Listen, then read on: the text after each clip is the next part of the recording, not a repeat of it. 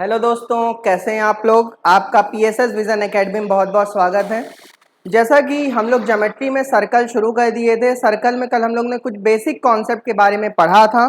तो आज हम लोग कुछ उसी के आगे और भी अच्छे कॉन्सेप्ट पढ़ने जा रहे हैं। मतलब आज थोड़ी सी थ्योरम्स और प्रॉपर्टीज़ के बारे में हम लोग देखेंगे, जो कि आपको आगे आने वाले क्वेश्चंस में बहुत ज़्यादा हेल्पफुल होगी। तो आइए शुरू करते हैं आज की क्लास। और आज की क्लास में बहुत सारी प्रॉपर्टीज़ हम लोग देखने वाले हैं और वो सारी प्रॉपर्टीज सर्किल के ऊपर रहेंगी। तो आपको वो सारी प्रॉपर्टीज याद भी होनी चाहिए, जैसे जैसे मैं आपको बताता जाऊंगा। तो आइए शुरू करते हैं आज की क्लास। आज की क्लास का पहला कॉन्सेप्ट है, देखिए क्या है बेटा। जैसे मान लीजिए ये हमारा एक सर्कल है, ये हमारा सर्कल है, ठीक है। ये सर्कल का क्या है बेटा, सेंटर है। ये मान लीजिए ए बी एक जीवा है। ये सारी बातें मैंने कल बताई थी आपको। ये सर्कल है, ये सर्कल का सेंटर है और ये ए बी क्या है, एक जीवा है, ठीक है। मान लीजिए इस ए बी जीवा से हमने यहां सेंटर पे एक कोई एंगल बना दिया, ठीक है। यहां ए बी जीवा से, ए बी जीवा की हेल्प से, मतलब ए से मैंने एक लाइन ड्रॉ की और ए ओ बी क्या बन गया, एक एंगल बन गया, ठीक है। इस एंगल का मान कुछ भी हो सकता है, ठीक है। और इसी ए बी जीवा से मैंने सरकमफेरेंस पे भी एक एंगल बना दिया, ए सी बी, क्लियर है, ठीक है। उसी ए बी जीवा से मैंने सरकमफेरेंस पे भी एक एंगल बना दिया। देखिए ए बी जीवा से ही ए ओ बी भी बन रहा है और ए बी जीवा से ही बेटा ए सी बी भी बन रहा है, क्लियर है सबको, ठीक है। तो ये बात हमेशा ध्यान रखिएगा कि अगर किसी वृत्त के अंदर समान जीवा से, किसी वृत्त के अंदर समान जीवा से केंद्र पर बना कोण परिधि पर बने कोण का दुगना होता है। कहने का मतलब ये है कि अगर ये थीटा होगा तो ये 2 थीटा हो जाएगा, ठीक है। ये पूरी थ्योरम ये होती है कि समान वृत्तखंड में, समान वृत्तखंड में समान जीवा द्वारा, समान वृत्तखंड में समान जीवा द्वारा केंद्र पर बना कोण परिधि पर बने कोण का दुगना होता है। समान वृत्तखंड का मतलब आप लोग समझ ही रहे होंगे कि जैसे आप देख रहे हो ये ए बी लाइन है, ए बी के नीचे कल मैंने बताया था माइनर सेगमेंट होता है और ए बी के ऊपर क्या होता है, मेजर सेगमेंट होता है। तो आप बताइए जो एंगल ए ओ बी बन रहा है वो भी मेजर सेगमेंट में ही बन रहा है और जो एंगल ए सी बी बन रहा है वो भी किस में बन रहा है, मेजर सेगमेंट में ही बन रहा है। तो मैंने अभी अभी आपके सामने क्या बोल दिया, मैंने आपके सामने ये बोल दिया कि समान जीवा द्वारा समान वृत्तखंड में बना कोण, समान जीवा द्वारा समान वृत्तखंड में बना कोण, तो परिधि पर केंद्र पर बना कोण परिधि पर बने कोण का क्या होता है, दुगना होता है। ये बात हमेशा ध्यान रखिएगा। चलिए अगली बात करते हैं। जैसे मान लीजिए ए बी से ही मैं यहाँ पे फिर से एक और एंगल बना दूं इसी वृत्तखंड में, तो बेटा ये भी क्या हो जाएगा, थीटा हो जाएगा। क्लियर है, बात समझ में आ रही है, ठीक है। तो अगर आपको ये थ्योरम अपनी कॉपी में लिखनी है तो आप लिख भी सकते हैं कि किसी समान जीवा से, समान जीवा से समान वृत्तखंड में, समान जीवा से समान वृत्तखंड में केंद्र पर बना कोण, केंद्र पर बना कोण परिधि पर बने कोण का क्या होता है, दुगना होता है। कहने का मतलब ये है कि अगर मान लीजिए 15 डिग्री होगा तो ये 30 डिग्री होगा, या ये 30 डिग्री होगा तो ये भी 30 होगा, तो ये कितना हो जाएगा, 60 डिग्री हो जाएगा। ये बात क्या बच्चे समझ पा रहे हैं, ठीक है। चलिए अगर आपको ये बात समझ में आ रही है तो एक बात मैं और आपको बताने जा रहा हूं कि जैसे मान लीजिए इसी में बना दूं क्या, हाँ चलिए इसी में बना दे रहा हूं। मान लीजिए यहाँ पे अगर हमसे कोई पूछे एंगल कि मान लीजिए इस माइनर सेगमेंट में कितना एंगल बने, जैसे मेजर सेगमेंट में तो अगर ये थीटा है, ये थीटा है तो 2 थीटा हो जाएगा। लेकिन अगर हमसे पूछे कोई कि माइनर सेगमेंट में कितना एंगल बनेगा, मतलब इस जीवा के नीचे कितना बनेगा, तो आपको कुछ भी करने की जरूरत नहीं है, बस 180 में से इस थीटा को क्या कर देना, माइनस कर देना, ठीक है। तो माइनस सेगमेंट में क्या एंगल बन जाएगा बेटा, 180 माइनस थीटा बन जाएगा। क्लियर है सबको, बात समझ गए सब लोग, ठीक है। बेटा मैं लिख नहीं रहा हूं, मैंने 1000 बार बोल दिया है। हो सकता है कि आप मेरे साथ कॉपी पेन लेके बैठे हो तो आप फटाफट नोट करते जाइए, मैं जरा सा भी लिखने वाला नहीं हूं, ठीक है। चलिए आइए अगली बात करते हैं। अगली बात तो ये आज की पहली थ्योरम ये थी कि समान जीवा से समान वृत्तखंड में केंद्र पर बना कोण परिधि पर बने कोण का दुगना होता है। और वो मैंने डायग्राम में बहुत अच्छी तरीके से आपको दिखाया था और समझाया भी था। उम्मीद है कि आपको बातें समझ में आ गई होंगी। ठीक है, चलिए एक अगला कॉन्सेप्ट देखते हैं। आज की क्लास का एक अगला कॉन्सेप्ट, जैसे बेटा मान लीजिए ये सर्कल है, ये क्या है, सर्कल है। ठीक है, ये सर्कल का क्या है, सेंटर है। ये सर्कल का क्या है, सेंटर है। ए बी ये क्या है, जीवा है। ए बी ये क्या है, जीवा है। ठीक है, ए बी से मान लीजिए मैंने एक एंगल बनाया, ए बी से हमने एक एंगल बनाया ए सी बी, और ये क्या है, अल्फा है। ठीक है, ए बी से हमने एक एंगल बनाया ए सी बी और ये क्या है, अल्फा है। ए बी से ही मैंने एक दूसरा एंगल बना दिया ए डी बी, तो ये मान लीजिए बीटा है। ए बी की हेल्प से ही मैंने एक तीसरा एंगल बना दिया, ये मान लीजिए ए ई बी है, और ये क्या है, गामा है। ये क्या है, गामा है। तो एक बात हमेशा ध्यान रखिएगा कि जो अल्फा होगा, जो बीटा होगा और जो गामा होगा वो आपस में क्या होंगे, बराबर होंगे। तो मैंने अभी आपके सामने क्या बोल दिया, मैंने आपके सामने ये बोल दिया बेटा कि समान जीवा द्वारा समान वृत्तखंड में बने कोण आपस में बराबर होते हैं। समान जीवा द्वारा, आप देखिए ए बी जीवा को यूज हो रहा है और ए बी के ऊपर ही सारे एंगल बन रहे हैं, तो मतलब वृत्तखंड में भी मैं सेम यूज कर रहा हूं। तो मैंने अभी अभी आपके सामने एक छोटी सी बात बोल दी कि समान जीवा द्वारा समान वृत्तखंड में बने कोण आपस में बराबर होते हैं। कहने का मतलब बेटा ये है कि अगर ये 30 डिग्री होगा तो ये भी 30 डिग्री होगा, ये भी 30 डिग्री होगा। ये प्रॉपर्टी बहुत ही सर्कल की बेहतरीन प्रॉपर्टी है। अगर आप ये प्रॉपर्टी यूज करना जान गए तो समझ लीजिए बहुत अच्छे अच्छे क्वेश्चन आपके सामने धराशायी हो जाएंगे। क्लियर है? ठीक है, तो आइए शुरू करते हैं। चलिए, तो आज की क्लास का तीसरा कॉन्सेप्ट, पहला कॉन्सेप्ट मैंने क्या बताया, पहला कॉन्सेप्ट मैंने ये बताया आपको कि समान जीवा द्वारा किसी वृत्तखंड में केंद्र पर बना कोण परिधि पर बने कोण का दुगना होता है। दूसरा कॉन्सेप्ट क्या बताया, समान जीवा द्वारा समान वृत्तखंड में बनने वाले कोण आपस में बराबर होते हैं। हमें तो लग रहा है आपको याद भी हो जा रहा होगा मेरे साथ साथ। ठीक है, चलिए अगली बात करते हैं। अगली बात मैं करने जा रहा हूं, जैसे मान लीजिए आप बताइए क्या है बेटा, ये अर्धवृत्त है। ये क्या है बेटा, अर्धवृत्त है या फिर सेमी सर्कल है। तो कभी ना कभी किसी सर से जब आपने पढ़ा होगा तो उन सर ने पक्का ये बात कही होगी कि अर्धवृत्त में बना कोण समकोण होता है। अर्धवृत्त में बना कोण क्या होता है, समकोण होता है। कितना होता है, 180 डिग्री, 90 डिग्री होता है। कितना होता है, 90 डिग्री होता है। अर्धवृत्त में बना कोण समकोण होता है।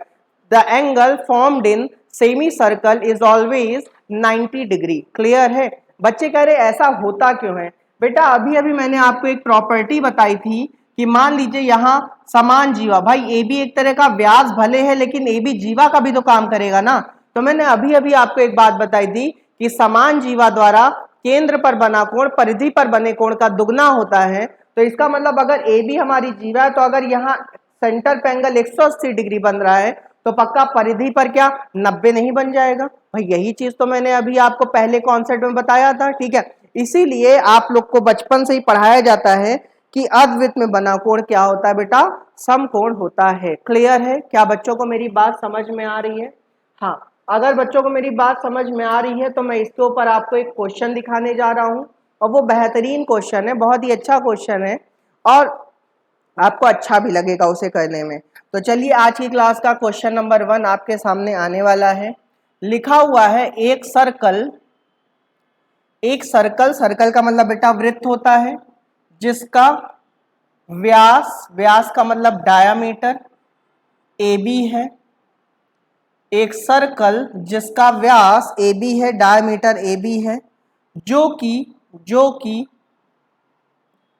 14 सेंटीमीटर का है, जो कि 14 सेंटीमीटर का है।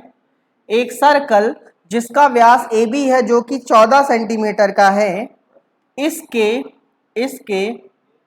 परिधि पर, परिधि मतलब सरकमफेरेंस पर, इसके परिधि पर एक बिंदु P पाया जाता है। इसके परिधि पर एक बिंदु P पाया जाता है यदि जीवा मतलब बेटा कॉर्ड होता है, यदि जीवा PB यदि जीवा पीबी बराबर 12, यदि जीवा पीबी बराबर 12 और PN perpendicular to A B, PN A B पर लंब है, तो बीएन का मान क्या होगा, ये आपको पूछा गया है। ठीक है, क्वेश्चन में कह रहा है बेटा एक सर्कल जिसका व्यास ए बी है, जो कि 14 सेंटीमीटर का है, इसके परिधि पर एक बिंदु P पाया जाता है। यदि जीवा PB बराबर 12 और PN परपेंडिकुलर टू AB, तो BN का मान क्या होगा। ये क्वेश्चन देख के आपको लग रहा होगा कि ये क्वेश्चन कितना कठिन है, लेकिन बेटा ये क्वेश्चन जरा सा भी कठिन नहीं है, बहुत ही आसान क्वेश्चन है। अभी देखिएगा, जब मैं आपको इसका सल्यूशन आपके सामने दे दूंगा तो आपको लगेगा कि अरे ये चीज तो मेरे दिमाग में भी आ सकती थी। बात समझ में आ रही है। चलिए आइए शुरू करते हैं। ये हमारा बेटा एक छोटा सा सर्कल हो गया, ये हमारा एक छोटा सा क्या हो गया मेरे भाई, सर्कल हो गया। मान लीजिए ए बी इसका क्या है, डायामीटर है। ए बी क्या है बेटा, डायामीटर है। ए बी डायामीटर हो गया। ठीक है, ए बी डायामीटर है और ए बी की लंबाई है कितनी, 14 सेंटीमीटर। आगे कह रहा है इसके परिधि पर एक बिंदु P पाया जाता है। चलो मैंने यहाँ P ले लिया, ये दो परिधि पर एक बिंदु P ले लिया। ठीक है, और P जो मैंने लिया है, कह रहा है जीवा PB की लंबाई 12। ये जो P को B से मिला दो तो PB की लंबाई कितनी है, 12 है। आगे कह रहा है PN परपेंडिकुलर टू AB, मतलब P से एक लंब गिराया गया है, इस पर 90 डिग्री गिराया गया, उसका नाम है PN। PN AB पर क्या है, लंब है। तो आपसे कह रहा है BN का मान क्या होगा। BN मतलब ये वाली साइड, देख रहे हो, ये वाली साइड की लेंथ आपको क्या करनी बेटा, बतानी। BN की लंबाई आपको क्या करनी है, बतानी है। तो आइए शुरू करते हैं इस क्वेश्चन को। चलिए मेरे भाई मुझे एक बात बता दूं, मुझे एक बात बता दूं, क्या मैं इसमें इसको इससे जोड़ सकता हूं। मैंने कंस्ट्रक्शन कर लिया बेटा, ज्योमेट्री में कभी कभी कंस्ट्रक्शन आपको करना ही पड़ेगा। ठीक है, तो मैंने इसको जोड़ लिया। तो आप बताइए यहाँ पे अगर ए बी हमारा डायामीटर है, ध्यान से सुनना मैं क्या कह रहा हूँ, ए बी अगर हमारा डायामीटर है, तो मैंने अभी अभी बताया था ए बी के ऊपर वाला जो सर्कल होगा सेमी सर्कल होगा कि नहीं होगा, बिल्कुल होगा।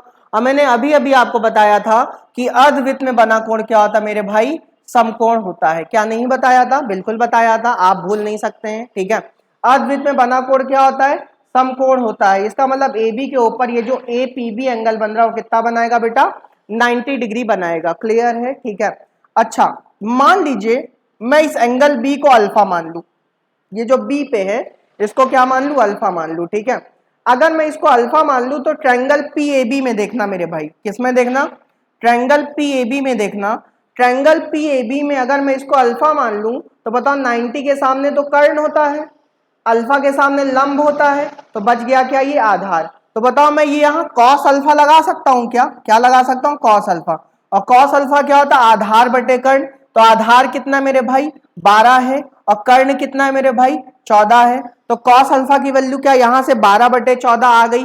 क्या ये बात बच्चों को समझ में आ रही है। बेटा मैंने कुछ भी नहीं किया आपके सामने, मैंने जो जो लिखा था क्वेश्चन में बस उतनी चीजें बना डाली आपके सामने। एक सर्कल बनाया, ए बी इसका डायामीटर है जिसकी लंबाई 14 है।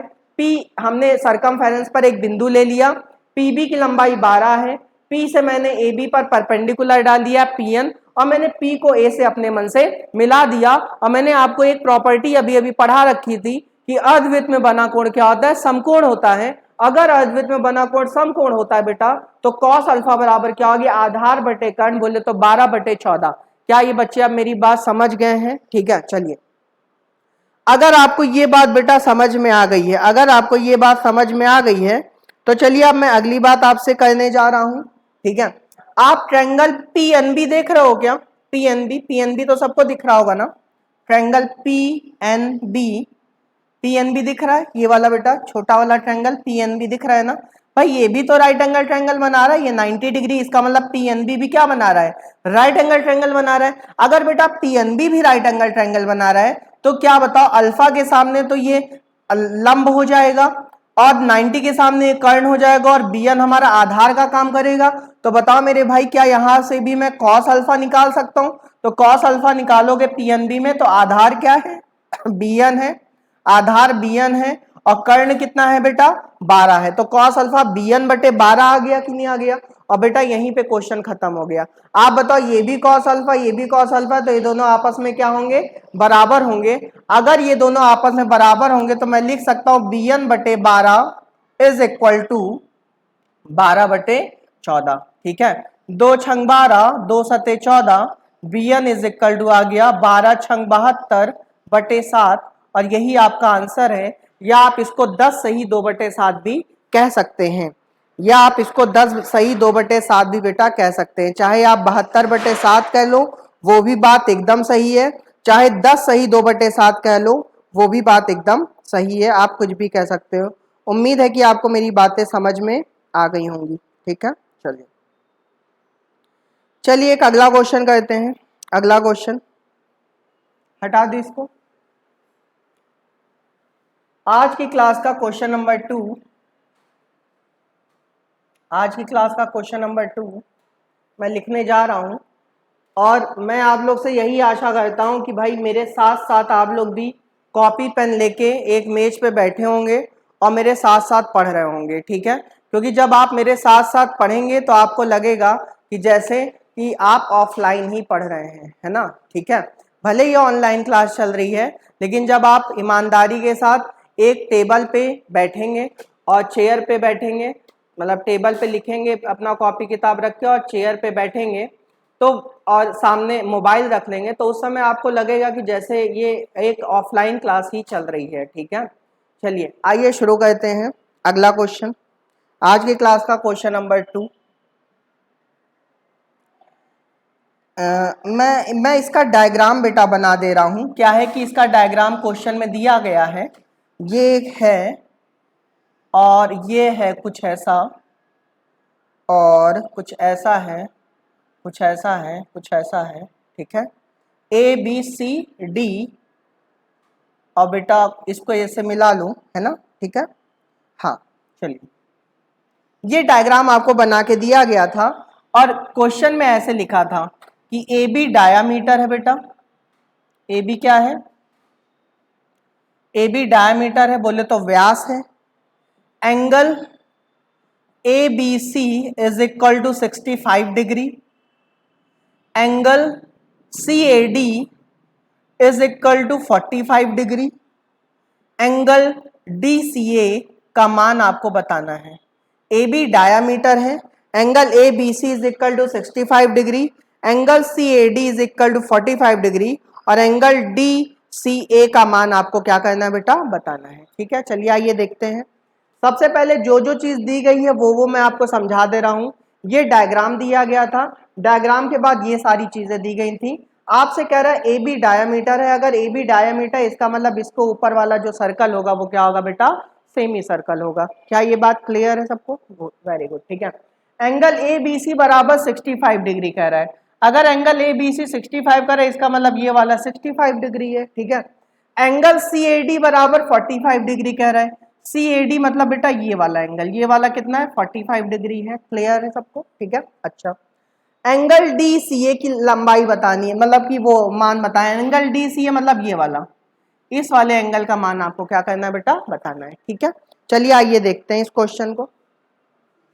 बेटा मुझे एक बात बताओ, मुझे एक बात बताओ, अगर आप बता सकते हो तो जरूर बताना, क्या ABCD एक साइक्लिक क्वाड्रिलेटरल है? क्या ABCD एक साइक्लिक क्वाड्रिलेटरल है? बच्चे कह रहे हैं इसका क्या मतलब, चक्री चतुर्भुज है। क्या ABCD एक चक्री चतुर्भुज है? हाँ, ABCD एक चक्री चतुर्भुज है। क्या मुझे कोई बता सकता है कि ABCD क्यों चक्री चतुर्भुज है? भैया ABCD इसलिए चक्री चतुर्भुज है क्योंकि vertex A, vertex B, vertex C, vertex D सब के सब कहां पाए जा रहे हैं, सर्कल पे पाए जा रहे हैं। और किसी भी चतुर्भुज के अगर चारों वर्टेक्स सर्कल पे पाए जाते हैं तो वो क्या कहलाता है बेटा, साइक्लिक क्वाड्रिलेटरल कहलाता है। इसका मतलब ये है कि ABCD भैया साइक्लिक क्वाड्रिलेटरल है, साइक्लिक क्वाड्रिलेटरल है, कोई इससे मना नहीं कर सकता। ABCD क्या है, साइक्लिक क्वाड्रिलेटरल है। क्लियर है सबको? ठीक है, अच्छा अगर ABCD साइक्लिक क्वाड्रिलेटरल है तो आपने कभी ना कभी मेरे मुंह से ये सुना होगा कि साइक्लिक क्वाड्रिलेटरल में आमने सामने के कोणों का योगफल 180 डिग्री होता है। सुन रखे हो ना? ठीक है, तो मैं कह सकता हूं angle B plus angle D बराबर 180 डिग्री। बोलो मेरे भैया। ठीक है, एंगल B का मान तो दिया हुआ है 65, एंगल D का मान हम निकाल सकते हैं कैसे, 180 में से 65 को क्या कर दीजिए, माइनस कर दीजिए और इस तरह से एंगल डी आपके सामने निकल के आ गया कितना 115 डिग्री। कितना निकल के आ गया बेटा 115 डिग्री निकल के आ गया और यहीं पे क्वेश्चन खत्म हो चुका है। ठीक है, आप ट्रायंगल एसीडी देख रहे हो क्या? ट्रायंगल एसीडी क्या बच्चों को दिख रहा है क्या? जरूर दिख रहा होगा। अगर आपको ट्रायंगल एसीडी दिख रहा है तो त्रिभुज के तीनों कोणों का योगफल क्या होता है 180 डिग्री होता है। अगर त्रिभुज के तीनों कोणों का योगफल 180 डिग्री होता है तो जो एंगल एसीडी ही तो मुझे फाइंड करना था मेरे भाई, एंगल एसीडी ही तो फाइंड करना था। तो एंगल एसीडी क्या हो जाएगा 180 माइनस इसका सम। 115 में 5 जोड़ोगे 120 आएगा और 120 में 40 और जोड़ दोगे 160 आएगा। तो इस तरह से 180 में से 160 माइनस कर लो तो आंसर क्या आ गया बेटा 20 डिग्री आ गया। तो जो आपसे पूछा गया था वो उस क्वेश्चन का आंसर आपके सामने मैंने निकाल दिया है और मुझे पता है कि आपको समझ में भी आ गया है। ठीक है, चलिए आज की अब अगली बात हम करने जा रहे हैं आपसे। ठीक है, चलिए कोई भी चीज मैं कठिन पढ़ाने की जरा सी भी कोशिश ही नहीं कर रहा हूँ। ठीक है, बस मैं आपको ये चाह रहा हूँ कि मैं आपको आसान आसान चीजें पढ़ाऊँ, आसान आसान चीजें पढ़ाऊँ और कॉन्सेप्ट के साथ पढ़ाऊँ। ठीक है, केवल ये मेरी कोशिश है। क्योंकि भाई कोई आपको कोई भैया ये मान के चलो कोई नासा का एग्जाम आपको नहीं देना है। ठीक है, आपको कुल मिला के एमपीएसआई का एग्जाम देना है या फिर एमपी कांस्टेबल का एग्जाम देना है। तो एमपीएसआई और एमपी कांस्टेबल का बेटा आप पेपर उठा के कभी देख लेना, उसमें ऐसे क्वेश्चन आते हैं कि जैसे लगता है कि बस उस पर टिक लगाते चले जाओ और कुछ भी सॉल्व ना करो और जो रफ सीट मिले उसको घर उठा लो। ऐसे ही तो होता है बेटा, बात समझ में आ रही है? ठीक है, बहुत ही आसान क्वेश्चन आते हैं, घबराने की जरा सी जरूरत नहीं है, बस डेली आप पढ़ते जाइए। ठीक है, चलिए आज की क्लास का मैं अगला कॉन्सेप्ट बताने जा रहा हूँ, बताऊं? ठीक है, चलिए आज की क्लास का बेटा अगला कॉन्सेप्ट बताने जा रहा हूँ। ये हमारा सर्कल है, ये हमारा सर्कल है, ये हमने एक जीवा खींच ली ए बी। ठीक है, ये हमारा सर्कल का सेंटर है। ठीक है, तो आप लोग ने कभी ना कभी जिन भी गुरुजी से पहले कभी पढ़ा होगा बचपन में, उनके मुंह से पक्का आपने सुना होगा कि वृत्त के केंद्र से जीवा पर डाला गया लंब, वृत्त के केंद्र से जीवा पर डाला गया लंब जीवा को 2 बराबर भागों में बांटता है। क्या नहीं सुने हो? ठीक है, वृत्त के केंद्र से जीवा पर डाला गया लंब जीवा को 2 बराबर भागों में बांटता है। कहने का मतलब ये है कि जो AD होगा वो BD के क्या हो जाएगा, बराबर हो जाएगा। ये प्रॉपर्टीज भी आपको याद होनी चाहिए। ठीक है, वृत्त के केंद्र से जीवा पर डाला गया लंब जीवा को 2 बराबर भागों में विभाजित करता है। ठीक है, क्लियर है सबको? बात समझ गए? चलिए अगली मैं प्रॉपर्टी आपको बताने जा रहा हूं।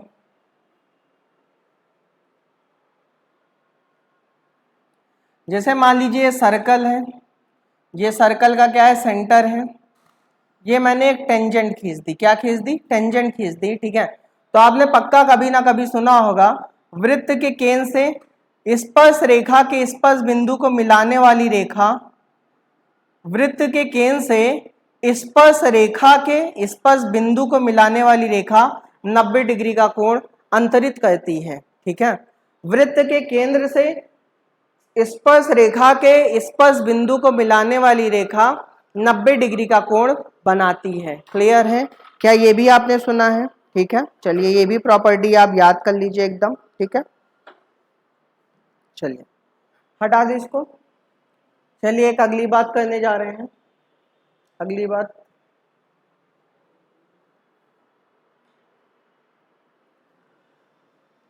जैसे मान लीजिए हमारा एक सर्कल है, ये हमारी एक टेंजेंट लाइन है। ठीक है, और ये हमारी जीवा है और ये भी हमारी जीवा है। ठीक है, कुछ ऐसा है। ठीक है, तो बेटा ये बात ध्यान रखना कि स्पर्श रेखा और जीवा के बीच अगर ये अल्फा बन रहा है तो ये भी क्या होगा, अल्फा होगा।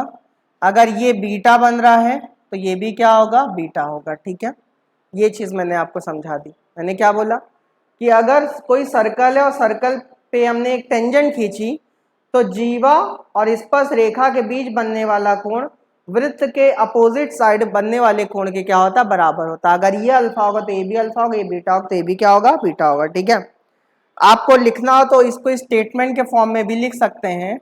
वृत्त के स्पर्श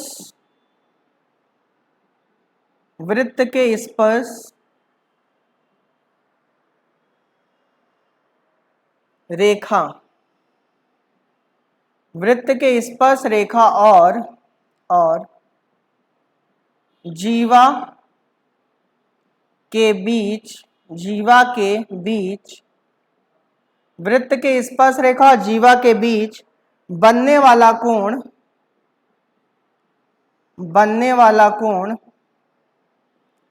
वृत्त के स्पर्श रेखा और जीवा के बीच बनने वाला कोण विपरीत कोण के बराबर होता है। विपरीत कोण के बराबर होता है। विपरीत कोण के बराबर होता है, ये बात भी आपको ध्यान रखनी है। ठीक है, चलिए इसके ऊपर एक क्वेश्चन देख लेते हैं तो आपको और अच्छा समझ में आ जाएगा। हटा दे इसको, एक क्वेश्चन देख लेते हैं इसके ऊपर तो आपको और अच्छा समझ में आ जाएगा। जैसे मान लीजिए बेटा एक सर्कल है, आज की क्लास क्वेश्चन नंबर 4 है शायद। ये सर्कल है, ये टेंजेंट है y x और ये टेंजेंट पॉइंट है a। ठीक है, ये ऐसा डायग्राम बना के दिया ही गया था। ये सर्कल का सेंटर है,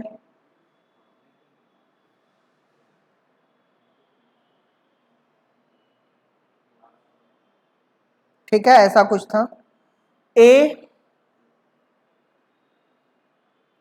Q B E और ये वो तो है ही है y a x। ठीक है, इसमें कह रहा है एंगल BAX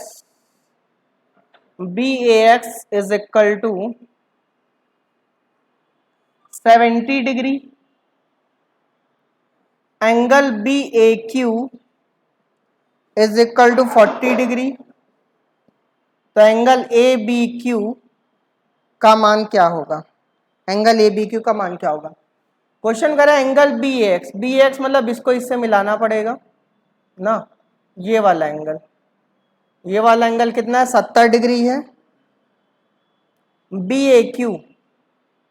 BAQ मतलब ये वाला एंगल 40 डिग्री है। ये वाला एंगल 40 डिग्री है। कह रहा ABQ का मान क्या होगा?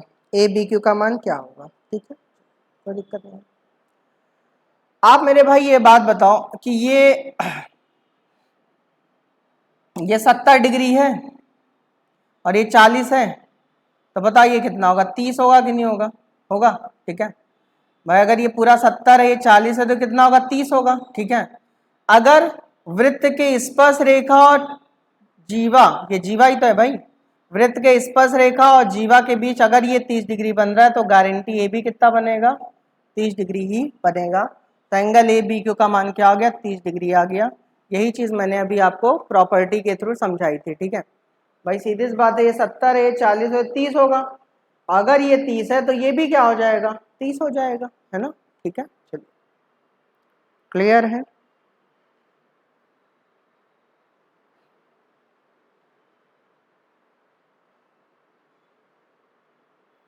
ये सारी बातें आपको समझ में आ रही हैं?